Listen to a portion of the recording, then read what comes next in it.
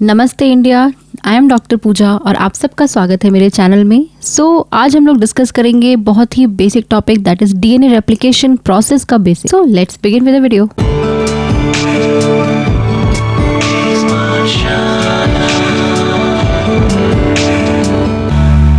What is DNA replication?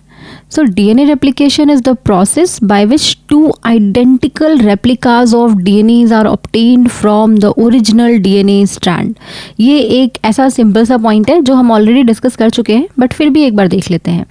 इसके कहने का क्या मतलब है कि ये एक पेरेंटल डीएनए है और ये पेरेंटल डीएनए जब दो अलग अलग स्ट्रैंड्स में कन्वर्ट होगा तो क्या होगा, यहाँ पे एक हमें नया डीएनए मिलेगा। तो ये वाला जो स्ट्रैंड होगा वो हमेशा क्या होगा, वो नया होगा, right. So this is basically they are talking about here कि जो ये एक ऐसा प्रोसेस है जिसकी वजह से हमें दो आइडेंटिकल रेप्लिकाज मिलते हैं, क्योंकि यहाँ पे टेम्पलेट्स बने होते हैं हमारे पेरेंटल स्ट्रैंड से। अर्थ पे जो मेनली डिफरेंट टाइप के ऑर्गेनिजम्स हैं वो प्रोकैरियोटिक और यूकैरियोटिक सिस्टम्स में डिवाइडेड हैं, राइट।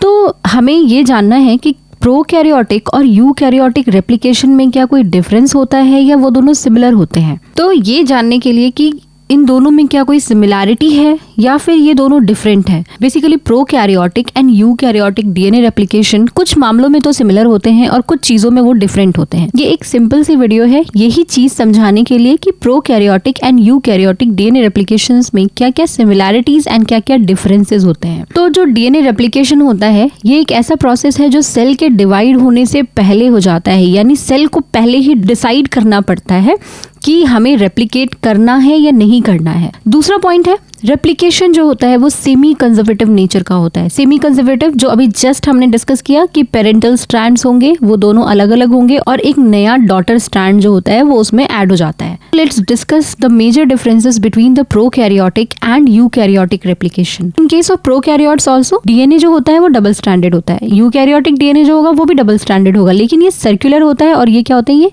लीनियर होते हैं, राइट। रेप्लिकेशन प्रोकैरियोटिक डीएनए में साइटोप्लाज्म के अंदर होता है। Say for example this is the cell prokaryotic cell, यहाँ पे प्रेजेंट होता है इनका डीएनए। ये सर्कुलर डीएनए कहाँ प्रेजेंट है, साइटोप्लाज्म के अंदर, राइट। लेकिन इन केस ऑफ यूकैरियोट्स अगर आप देखोगे यूकैरियोटिक सेल तो इनके पास क्या प्रेजेंट होता है, यहाँ न्यूक्लियस। न्यूक्लियस के अंदर क्या प्रेजेंट होता है, यहाँ कहीं प्रेजेंट होते हैं इनके क्रोमोसोम्स। ये क्रोमेटिन के फॉर्म में होते हैं, फिर ये क्रोमोसोम्स बनाते हैं। क्रोमोसोम्स जो होते हैं वो क्या होते हैं, वो basically condensed form of chromatins होते हैं।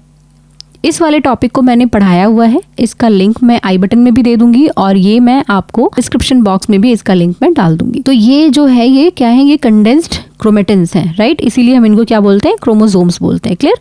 तो डिवीजन के टाइम पे क्या होता है, सेल्स में क्रोमोसोम्स बन जाते हैं। तो ये है यहाँ पे न्यूक्लियस के अंदर, ये न्यूक्लियस है सेल का। तो यही पॉइंट यहाँ पे बताया जा रहा है कि replication in case of prokaryotes क्या होगा, साइटोप्लाज्म के अंदर, और इन केस ऑफ यूकैरियोट्स रेप्लिकेशन कहाँ होता है, न्यूक्लियस के अंदर। यहाँ पे सिंगल ओरिजिन ऑफ रेप्लिकेशन होती है, एक ही रेप्लिकेशन यूनिट होगी, एक ही रेप्लिकेशन ओरिजिन होगा। लेकिन in case of eukaryotic replication multiple replicons बनते हैं। जैसे अगर मान लीजिए मैं आपको ये एग्जाम्पल के तौर पे ही समझाती हूँ, ये यूकैरियोटिक डीएनए है जो कि हम कह रहे हैं कि ये क्या है, लीनियर डीएनए होता है। यहाँ पे क्या होता है, यहाँ पे एक ये भी, यहाँ पे भी एक ओरिजिन ऑफ रेप्लिकेशन प्रेजेंट है, एक यहाँ पे भी ओरिजिन ऑफ रेप्लिकेशन प्रेजेंट है, right. This is what they are trying to say that एक ही डीएनए में, एक ही डीएनए पे यहाँ पे मल्टीपल ओरिजिन ऑफ रेप्लिकेशन होते हैं। ये ओरिजिन ऑफ रेप्लिकेशन टर्म बहुत इंपॉर्टेंट है।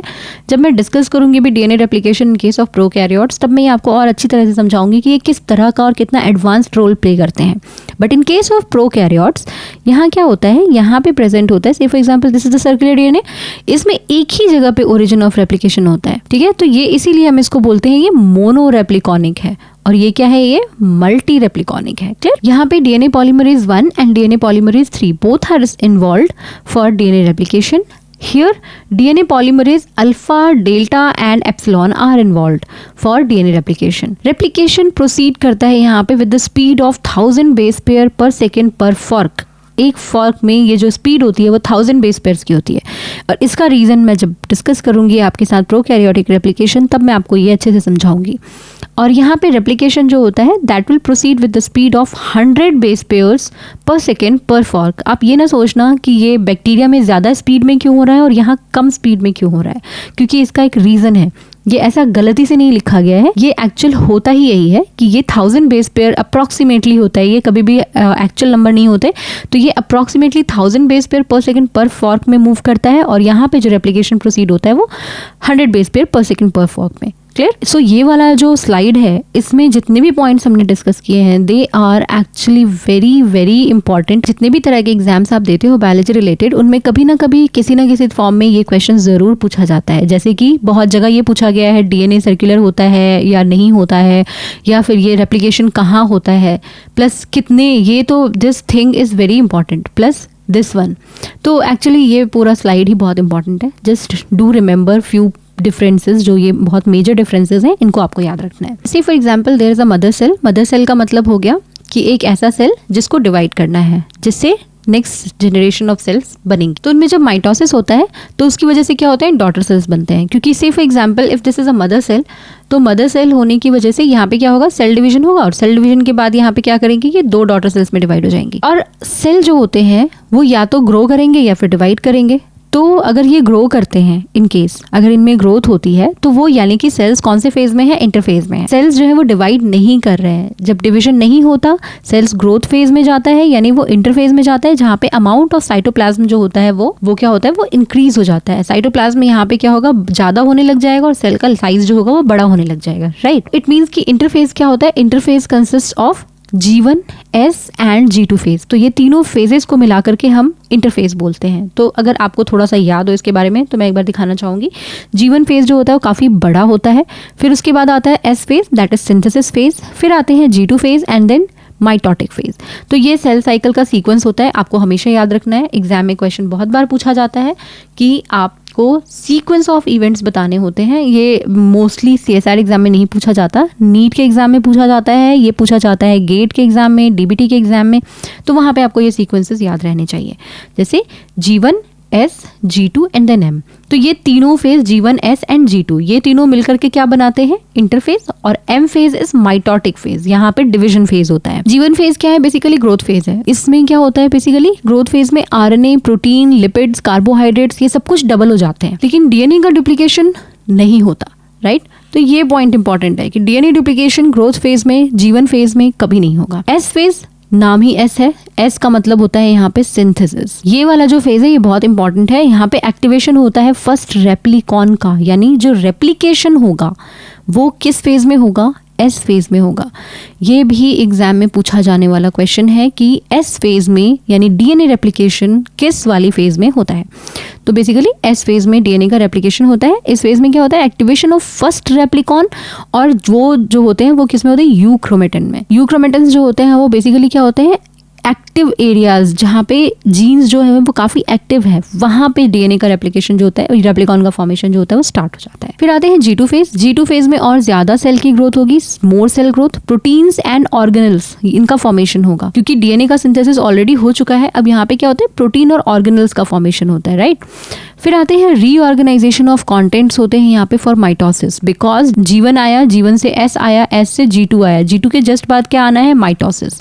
तो माइटोसिस होने से पहले सेल क्या करता है, सेल अपने कंटेंट्स को रीऑर्गेनाइज कर लेता है for the process of mitosis.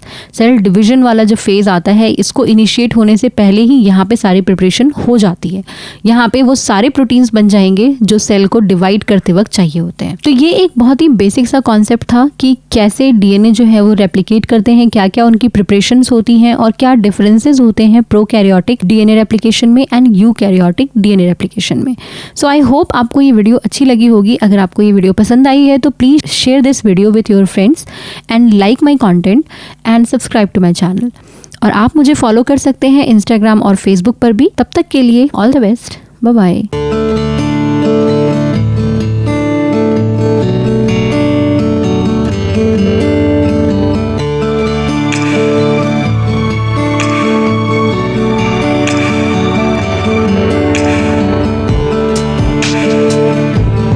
He's my shine.